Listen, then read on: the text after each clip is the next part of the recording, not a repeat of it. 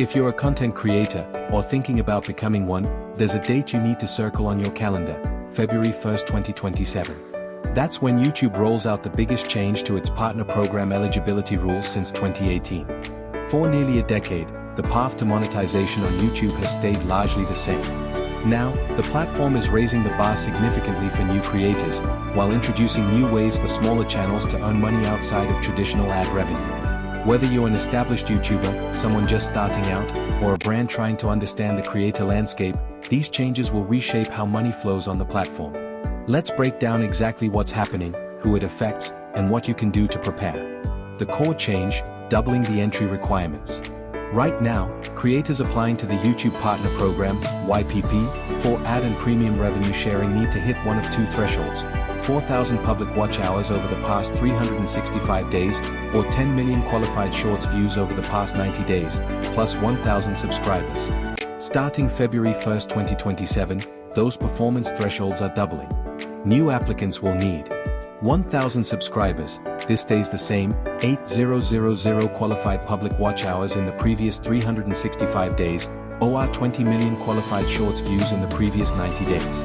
This is the first major overhaul of YPP's core requirements since the program structure was set in 2018, and it marks a clear signal from YouTube. The platform is scaling up its expectations to match its own explosive growth. Why is YouTube doing this? According to YouTube VP of Creator Product Amjad Hanif, the reasoning comes down to scale. The platform now sees roughly 200 billion daily shorts views and more than 1 billion hours of daily watch time on TV screens alone. The creator economy YouTube built its original thresholds around in 2018 looks nothing like the platform today, so the entry requirements are being recalibrated to match. Importantly, YouTube says it expects to pay creators more in 2027 than it did in 2026, not less. The message isn't we're cutting revenue, it's we're changing who has direct access to the ad revenue tier, while building other ways for smaller creators to earn. Who is, and isn't, affected? This is the detail creators are most anxious about, so it's worth being precise. You're safe if you're already monetized. Existing YPP members are grandfathered in. If you're already receiving ad or premium revenue, the new thresholds do not apply to you retroactively. You won't be kicked out of the program because you don't meet the new, higher bar. But there's a catch. Current partners must review and accept updated monetization terms in YouTube Studio by January 31st, 2027, the day before the new rules take effect. Miss that deadline, and you risk an interruption to your earnings.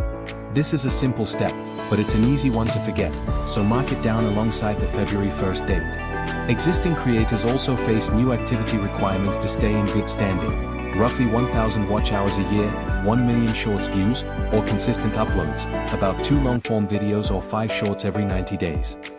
Channels that go inactive for 6 months risk removal from the program entirely. If you're a new creator applying after February 1st, 2027, you'll need to hit the double thresholds to access full ad and premium revenue sharing. The lower tiers aren't changing. Here's some reassuring news for smaller or newer creators. The entry-level tier for fan funding tools, super thanks, super chat, channel memberships, and YouTube shopping is staying exactly as it is: 500 subscribers, 3 public uploads in 90 days, and either 3,000 watch hours or 3 million shorts views. So there's still a meaningful, lower effort way to start earning on YouTube even before you clear the new full monetization bar. Shorts revenue is getting its own threshold too. Separately, YouTube is changing how it distributes short-specific ad and subscription revenue.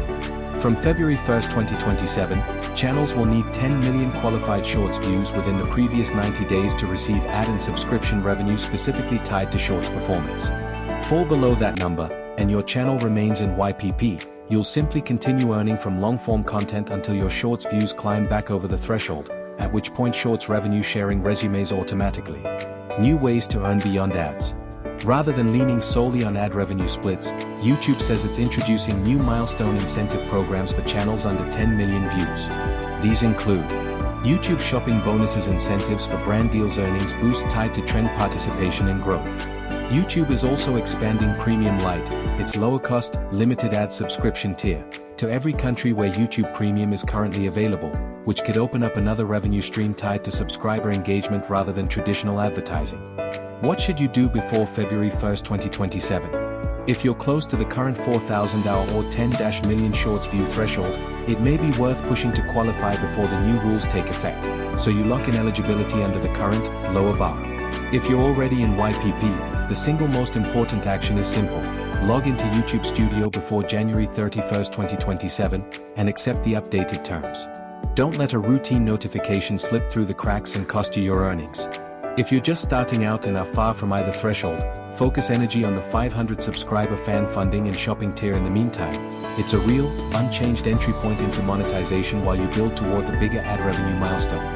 YouTube's February 2027 update is the clearest sign yet that the platform is entering a new phase, one built for a creator economy far larger than the one that existed when these rules were last written in 2018. For established creators, the message is simple: stay active, accept your terms on time, and you're covered. For newcomers, the bar is higher, but the platform is also building more ways to earn along the way. If you found this breakdown useful, the best next step is to check your own channel's current watch hour and shorts view numbers today, so you know exactly where you stand before the new rules take effect. Thanks for reading, and good luck hitting those milestones.